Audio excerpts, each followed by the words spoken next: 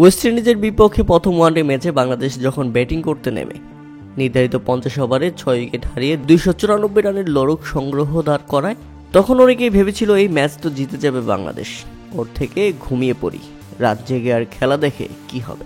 কিন্তু সেন্ট কিটসের এই উইকেটে 294 রান যে যথেষ্ট নয় সেটা কিন্তু প্রমাণ করে দিয়েছে ওয়েস্ট ইন্ডিজ। হ্যাঁ দর্শক, 47.4 বলের মধ্যেই 295 রান করে ফেলেছে ওয়েস্ট ইন্ডিজ, তাতে 5 উইকেটের বড় জয় তাদের। অবশ্য ব্যাটিং করতে নেমে শুরুটা মোটেও ভালো ছিল না ওয়েস্ট ইন্ডিজের। মাত্র 27 রানের মাথায় প্রথম উইকেট শিকার করে দিয়েছিলেন তানজিম হাসান সাকিব। এরপর তারা 27 রানের ভেতরেই আরও একটি উইকেট হারিয়েছিল। ইভান লুইসকে ফিরিয়ে দিয়েছিলেন নাহিদ রানা।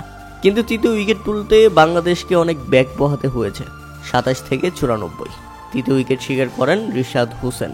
আর চতুর্থ উইকেট শিকার করতে আরও বেশি ব্যাক বহাতে হয়েছে, কেননা এরপর ব্যাটিংয়ে এসে রাদারফোর্ড তিনি যা মার শুরু করেছিলেন তাতে রীতিমতো বিধ্বস্ত বাংলাদেশি বোলাররা। 94 রানের 3 উইকেট হারানো ওয়েস্ট ইন্ডিজ চতুর্থ উইকেট হারায় 193 রানে, মাথাই নষ্ট। এরপর নিজের ওয়ানডে ক্যারিয়ারের প্রথম সেঞ্চুরি তুলে নেন রাদারফোর্ড। তাকে দুর্দান্ত সঙ্গ দিয়ে ব্যাটিং করতে থাকেন জাস্টিন গ্রেভস। নিজের ক্যারিয়ারের প্রথম সেঞ্চুরি পেয়ে তার সেলিব্রেশন ছিল দেখার মতো। মাত্র 77 বলে সেঞ্চুরি করেছিলেন এই ব্যাটার, যা ছিল দুর্দান্ত এবং দেখার মতো। ছক্কা দেখাচ্ছিলেন প্রত্যেকটা বলে বলে।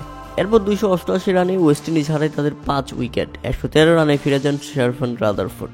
তবে ততক্ষণে জয়ের বন্দরে পৌঁছে গেছে ওয়েস্ট ইন্ডিজ, এবং তাই তো শেষ পর্যন্ত 5 উইকেটের ব্যবধানে বাংলাদেশকে হারিয়েছে তারা।